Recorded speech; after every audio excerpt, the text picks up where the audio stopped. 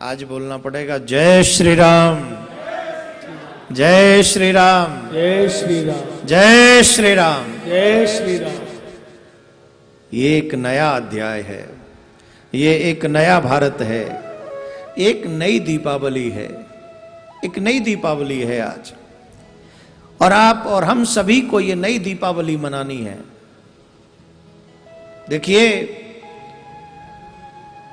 सनातन धर्म अवलंबियों ने हमेशा से सहा है, हम सहते आए हैं, लेकिन आज जो 500 वर्षों में नहीं हो सका वो आज हुआ है।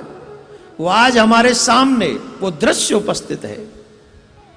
आज सनातनियों को गौरवान्वित होने का अवसर है, जहां पर अयोध्या में राम मंदिर के भव्य निर्माण की प्रारंभिक अवस्था है, जहां आज भूमि पूजन हो चुका है।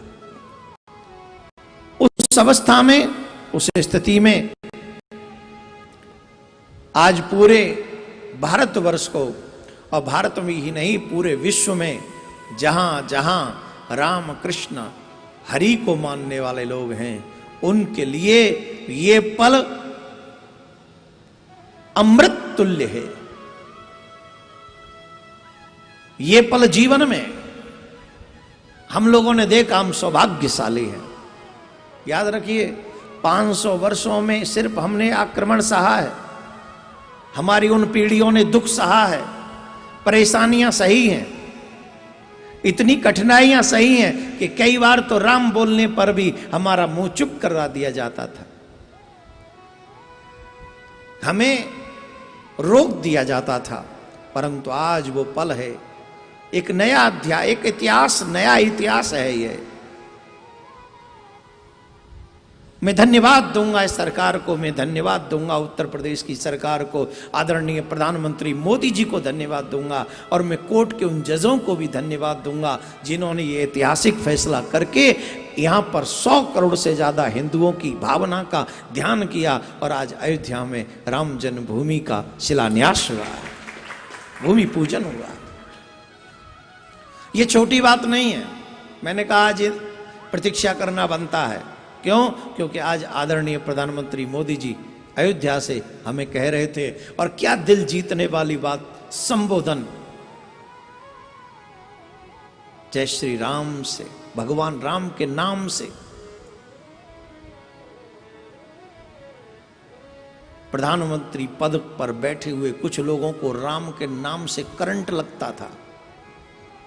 राम का नाम ले देंगे तो पद चला जाएगा, ऐसी फीलिंग होती थी। लेकिन आज उस पद पर विराजमान आदरणीय नरेंद्र मोदी जी ने यह साबित कर दिया कि अपने देश की संस्कृति का सम्मान करने पर तुम्हारा पद जाता नहीं, बल्कि तुम्हारा सम्मान पूरी दुनिया में बढ़ जाता है। पूरी दुनिया, पूरा विश्व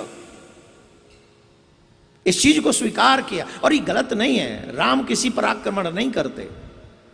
राम का जो चरित्र है वो साधारण नहीं है, पूरी मानव जाति उनसे सीख सकती है जो राम ने किया है। तो आज सभी हिंदुओं के लिए गौरव का विषय है। जी लो मेरे प्यारे, जी भर के ये पल जी लो। पता नहीं ये पल, अभी मेरे से एक पत्रकार कह रहे थे कि महाराज अयोध्या प्रारंभ हो गया, मथुरा की बारी कब। मैंने फिलहाल मथुरा तो बात, पहले अयोध्या तो होने दो, 3.5 साल लगेंगे अयोध्या होने में।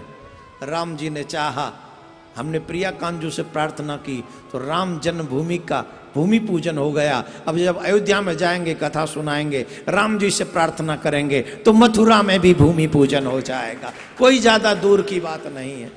ऐसे बुलंद हौसले वाली सरकार हो तो क्या संभव नहीं है। और एक बात, राम कृष्ण और शिव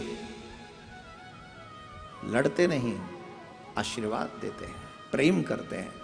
तो हमारे ऊपर जो आक्रमण किया बाहरी लोगों ने, आज उस आक्रमण को परास्त करके, और एक बात तो ये राम का स्वभाव है, वो सीधे गद्दी पे नहीं बैठते, वो अपने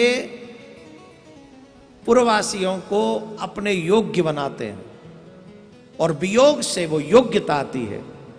अयोध्या वासियों को भी उस समय वियोग सहन करना पड़ा 14 वर्ष का, और आज पूरे भारतवासियों को भी, सनातनियों को भी इंतजार करना पड़ा है 500 वर्षों का। 452 वर्षों की इंतजार के बाद आज ये पावन दिन आया है, पवित्र दिन आया है, जिससे आज ये भूमि पूजन हुआ। अब मैं आज बड़ा प्रसन्न हो रहा था आदरणीय मोदी जी को देखकर। योगी जी तो योगी हैं ही, उनका क्या कहें, वो तो उस भेष में ही रहते हैं। और राम राज्य तभी आ सकता है जब योगी और योग को सम्मान देने वाले लोग हों, तभी राम राज्य आएगा, कि नहीं? भोगियों के बीच में राम राज्य नहीं आता। योगी और योग को सम्मान देने वाले जब हों तो राम राज्य की स्थापना होती है। और एक रामचरितमानस की चौपाई जो बहुत अच्छी है, बैर न कर काहू सन कोई, राम कृपा विषमता खोई। जहां एक दूसरे से कोई वैर नहीं करता। और देखिए सनातनियों का हृदय कितना विशाल है। एक जो विपक्षी पक्षधर थे कोर्ट में, विपक्षी, जिन्होंने पूरा केस इस बात पे लड़ा कि ये जगह राम की नहीं है, अयोध्या में ही रहते हैं। कई बड़े बड़े संतों को राम जन्मभूमि के भूमि पूजन में निमंत्रण नहीं मिला, लेकिन उन महानुभावों को सबसे पहला निमंत्रण मिला। यह है राम राज्य की नींव।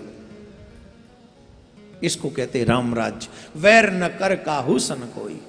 जिन्होंने लड़ाई लड़ी कि राम मंदिर यहां नहीं बन सकता, उनको पहला निमंत्रण गया। यह है सनातन धर्म, यह है सनातन धर्म का हृदय। कई लोग बड़ा उपद्रव कर रहे थे, कहते थे मोदी जी वहां न जाएं, क्योंकि हम जानते हैं कि वो एक धर्म को मानते हैं, परंतु सेकुलरता खतरे में आ जाएगी अगर वहां चले गए तो। इतने सालों से इफ्तार पार्टी तुम्हारे प्रधानमंत्री हाउस में होती रही, तब ये सेकुलरता खतरे में नहीं थी। दीपावली पे कोई पार्टी होती थी क्या? होली पे कोई त्योहार हो पार्टी होती थी क्या? बोलो ना, प्रधानमंत्री हाउस में हुई क्या पहले? इवन अमेरिका के राष्ट्रपति के यहाँ दीपावली महोत्सव मनाया जाता था, पर हमारे यहाँ सेकुलर की कुर्सी पे वो ऐसी है, उस पे ऐसा व्यक्ति बैठता था कि वो मचलता था यूं। वो नहीं करना, राम का नाम नहीं, सनातन का नाम नहीं, इन दीपावली का नाम नहीं, होली का बस एक पेपर में आ जाती थी, प्रधानमंत्री जी ने दीपावली की शुभकामना। और इफ्तार पार्टी, फोटो आते थे, फोटो लाइन में लगे बैठ के खा। आई डोंट माइंड, मुझे उससे तकलीफ नहीं है कि आप पार्टियां करें, लेकिन भाई एक कैसा सेकुलर के हिंदू के पक्ष में नहीं और बाकी के सबके पक्ष में। कहने का अभिप्राय है, आदरणीय मोदी जी ने यह साबित कर दिया कि वो दिल से भी हिंदू है, दिमाग से भी हिंदू हैं और कर्म से भी हिंदू हैं, और वो सबको साथ लेके चलना चाहते। और सबको साथ लेके चलने का मतलब मैं बता दूं, निमंत्रण पहले उसी पक्ष को। इसको कहते हैं सबका साथ सबका विकास।